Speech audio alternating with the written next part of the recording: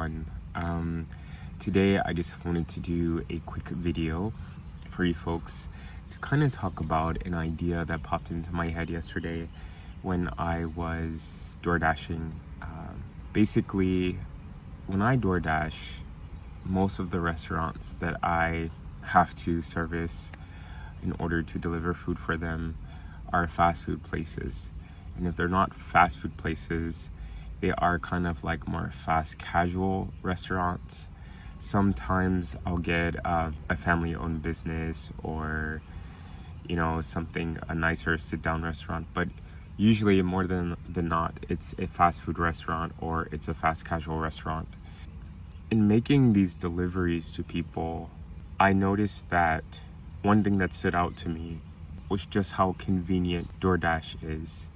And it's not even just about DoorDash, it's food delivery in general. Yeah, so you name the food delivery service, the courier service, and you're going to see that the main thread that's common in all of those is convenience. And we love to pay for convenience. But the one thing that really troubled me in seeing all of this play out as I deliver the food to people is the quality of the food that I'm delivering to people.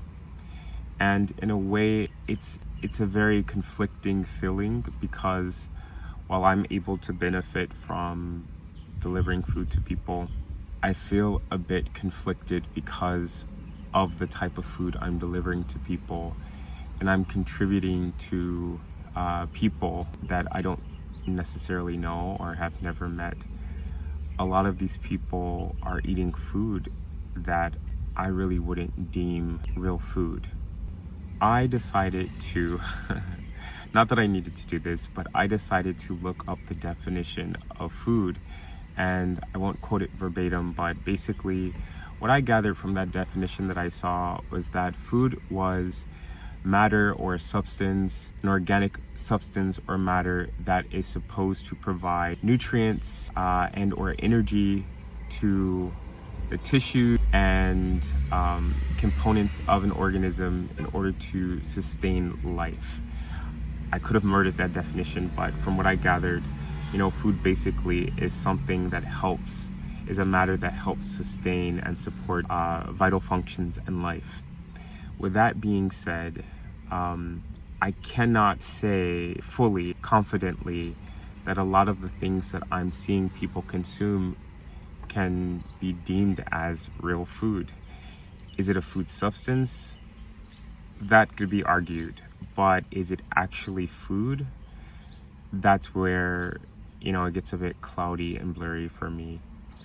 So I thought I would come on here and just share my thoughts on this, because as you folks know, if you've seen my videos, the few videos that I've posted, I am currently living out of my car. And one of the things that I run into, one of the issues that I run into, or complications I'll call it, is the fact that my access to food is a bit limited because of, my inability to heat process, cook, soak, things that I would normally do if I had access to a kitchen. I cannot do those things because of my living situation.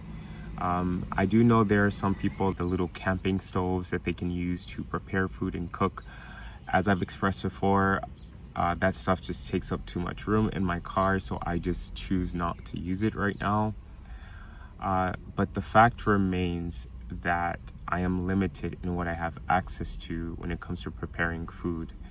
So I have noticed in eating out more that I cannot always prepare food, and I am forced to get ready-made food from a lot of restaurants, grocery stores, places like that, where I'm able to pick up a lot of pre-made food items. The issue with getting pre-made food items from restaurants and stores is, number one, you don't always know the ingredients of what's in these things. Unless those ingredients are listed, you don't always know what's in the food that you're consuming. You don't always know the person that's preparing your food, their temperament, their attitude, what they're going through in life, what they're bringing, what energy they're putting into your food. You don't know who's preparing your food. So, here I am consuming this food, and what if someone's having a bad day and they're transferring that energy into the food that they're preparing for you? So you're limited when it comes to the knowledge of the ingredients being used. You're limited, and you don't necessarily have a connection with the person that's producing this food item, for your sustenance and for, you to feed your body, your organism. So it's another element, it's another level of disconnect from the food you're putting into your body. And then I was thinking about how most of us don't grow our own food. So that's another level of disconnect. So we are so disconnected from the food that ends up on our plates. And here I am as a delivery driver, delivering a lot of this food to people who are paying for the convenience. And I find it hard to complain because, as I stated, I'm benefiting from them paying for this convenience.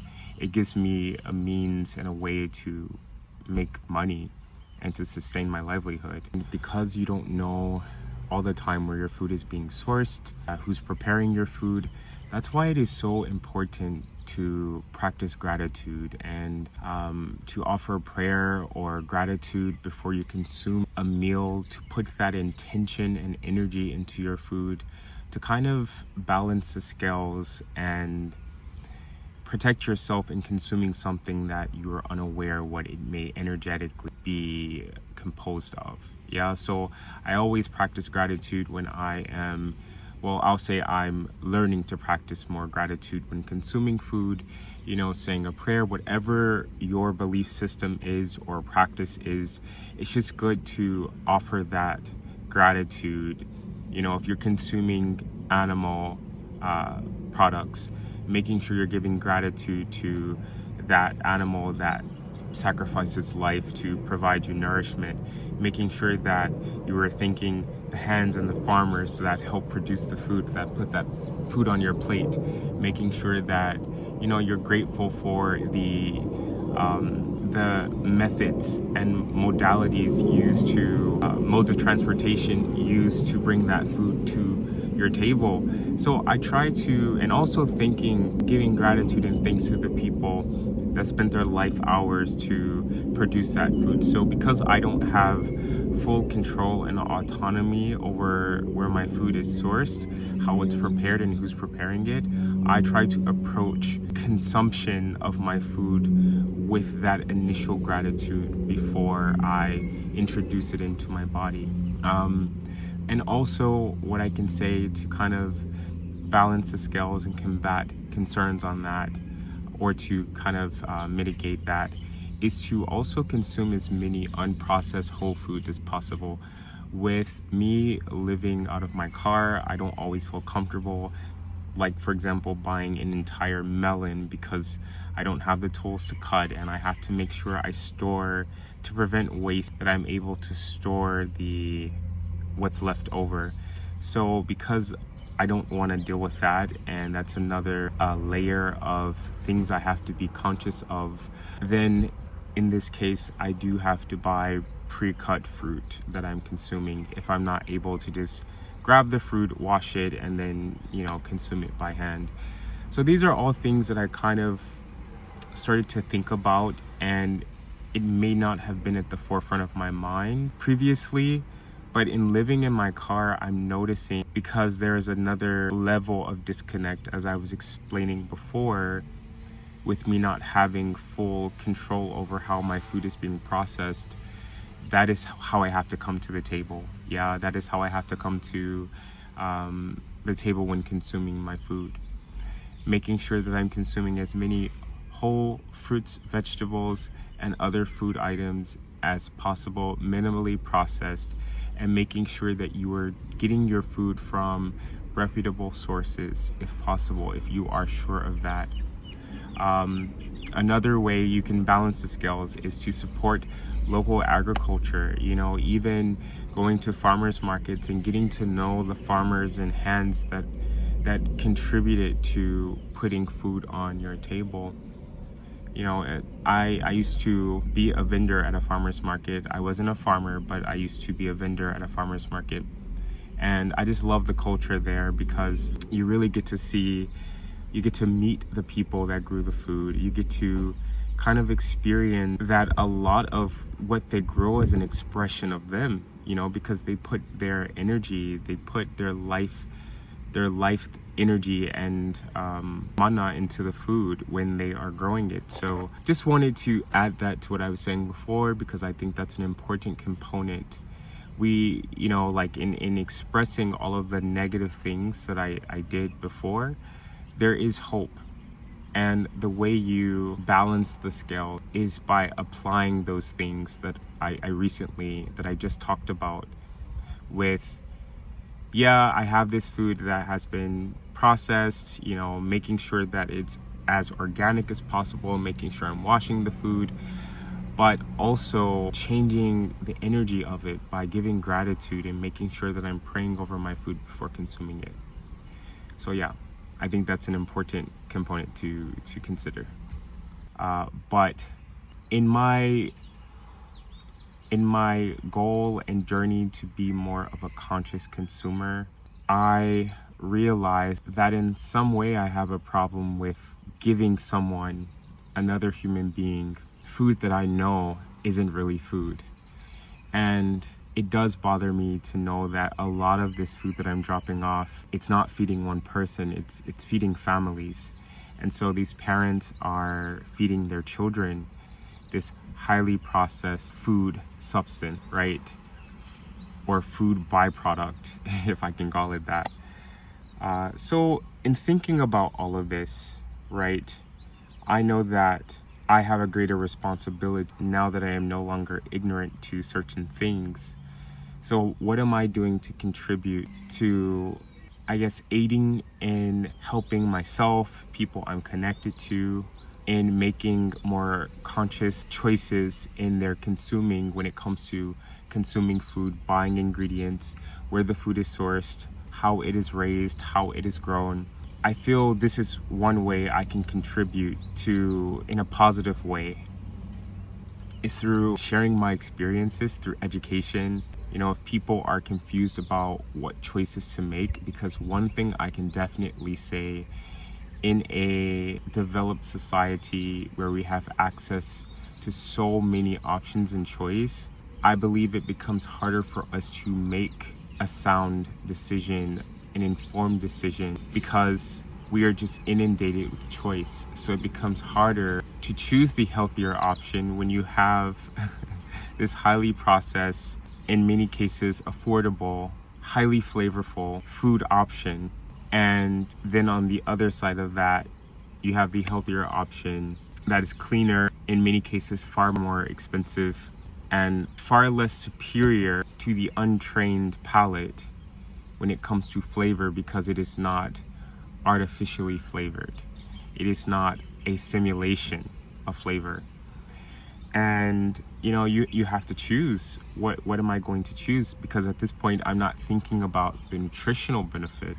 I'm thinking about the enjoyment and pleasure and experience that's coming with eating this more processed item, on top of, you know, like I said, it could be cheaper. So I want to do my part in sharing with the people that are willing to hear. I'm not trying to force any ideologies or my perception on anyone.